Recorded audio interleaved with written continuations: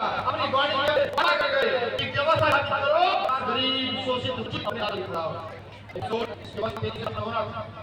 वो व्यवस्था से स्थापित हो नहीं पाई। हम लोग प्रयासरत है, डॉक्टर अम्बेडकर ने प्रयास किया, बाबा काशीराम साहब ने प्रयास किया, आज भी मां की प्रयास कर रही है। सतगुरु महाराज के बेगमपुरा राज को कैसे देश में स्थापित किया जाए, ये राज कैसे यहाँ लाया जाए, इस पर हमारा पूरा रिसर्च और पूरी व्यवस्था इस तरफ काम कर रही है। मैं आपसे भी निवेदन करता हूँ, इस राज को स्थापित करने के लिए आपने सबको मौके देख लिए, एक बार भी मां के लोगों के कंधे को मजबूत करने का काम करता। मैं सवाल पूछता हूँ, आपके गांव में, आपके घर में, आपने कहीं पर कोई घटना घटित हुई हो, क्या भीमा की खड़ी हुई या नहीं? हाँ ना, में बातें खड़ी हुई है या नहीं हुई? खड़ी हुई है। कहीं बाबा साहब की प्रतिमा टूटती हो तो भीमा की खड़ी होती है, नहीं होती है? कहीं सतगुरु रविदास जी का अपमान किया जाता हो, वहाँ भीमा की खड़ी होती है, नहीं होती है? किसी भी महापुरुष का अपमान हुआ तो भीमा की प्रचंड ताकत से खड़ी हुई। हालांकि सरकार के नुमाइंदों ने बार बार जेल भेजने का काम किया, लाठीचार्ज करने का काम किया, लेकिन खड़े हुए, बिल्कुल खड़े हुए। यही संतों महापुरुषों ने सिखाया। मैं आपसे भी कहता हूँ कि अन्याय के खिलाफ अपनी आवाज को बुलंद करना शुरू कर दीजिए।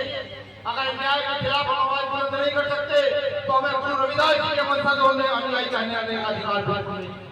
अगर अन्याय के खिलाफ आवाज बुलंद नहीं कर सकते तो हमें स्वामी समझदार जी के अनुयायी कहलाने का अधिकार बिल्कुल नहीं। ये बातें पूरी हो सकती है, कर भी हो सकती है, लेकिन यही सत्यता है, इसको जितनी जल्दी आत्मसात कर लो, इस व्यवस्था को जितनी जल्दी, जो मैंने कहा है, जितनी जल्दी मान लो और इस पर काम करना शुरू कर दो तो व्यवस्था बनेगी। रात में सत्संग में गया मुजफ्फरनगर, ना जाने कितनी माताएं बहन बुजुर्ग वहां पर थे, लेकिन जब सत्संग में घुसा और आश्रम के अंदर पहला कदम रखा तो पहला कदम मेरा कीचड़ पर पड़ा। कीचड़ पर पहला कदम पड़ा तो लगा कि अभी हम व्यवस्था से बहुत दूर के लोग हैं, अभी व्यवस्था नहीं कर पाए। अब देखिए, ये क्षेत्र हमारा, ये मजबूत क्षेत्र, मैं जब यहाँ उतरा, यहाँ पर भी पहला कदम मेरा कीचड़ पर पड़ा, पहला कदम कीचड़ पर। इसको समझने का प्रयास किया। जिन संत महापुरुषों में इस देश के क्या पूरे विश्व के लाखों करोड़ों लोग अपनी आस्था रखते हो, विश्व का कोई देश ऐसा ना हो जहाँ गुरु रविदास को मानने वाले लोग न रहते हो, और हम अपने आश्रमों की सही व्यवस्था भी ना कर पा रहे हैं। बाबा साहब अम्बेडकर समझे गुरु रविदास जी की पीड़ा क्या थी।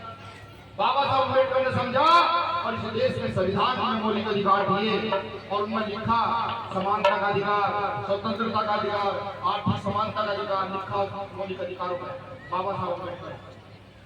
अब उस अधिकारों को जानते हुए, उस अधिकारों की व्यवस्था को आगे बढ़ाते हुए आप जो है इस देश की व्यवस्था को पलटने का काम करें।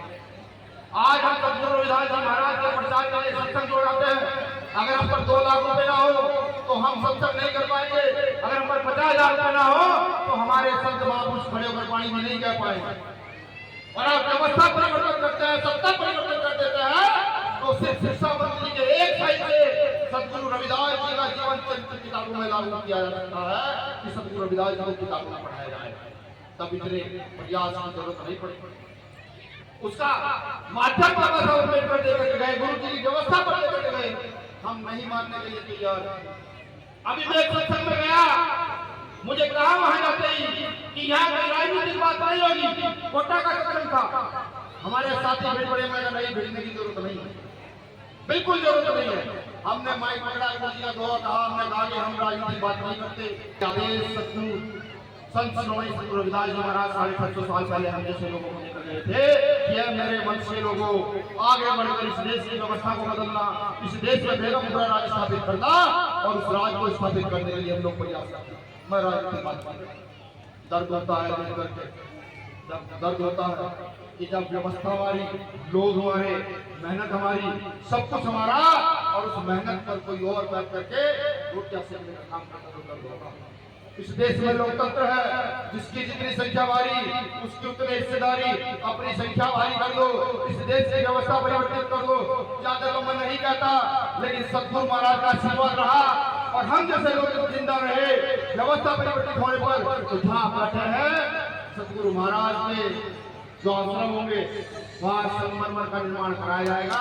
जनता जब मेरी बहनें आए, मेरे बुजुर्ग आए, मेरे भाई आए, मेरे संत आए, तो उनको बारिश आदि तूफान का सामना करना, ये व्यवस्था परिवर्तन से होगा।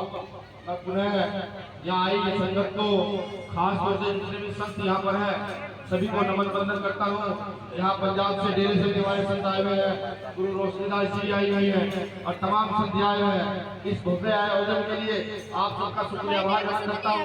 बस अंत में एक ही बात कहूँगा, गुरु महाराज सब लोग रात में मेहनत कीजिए, मेहनत करेंगे तो व्यवस्था बदलेगी, व्यवस्था बदलेगी तो सत्ता बदलेगी और सत्ता बदलेगी तो हमारा जीवन भी बदल जाएगा।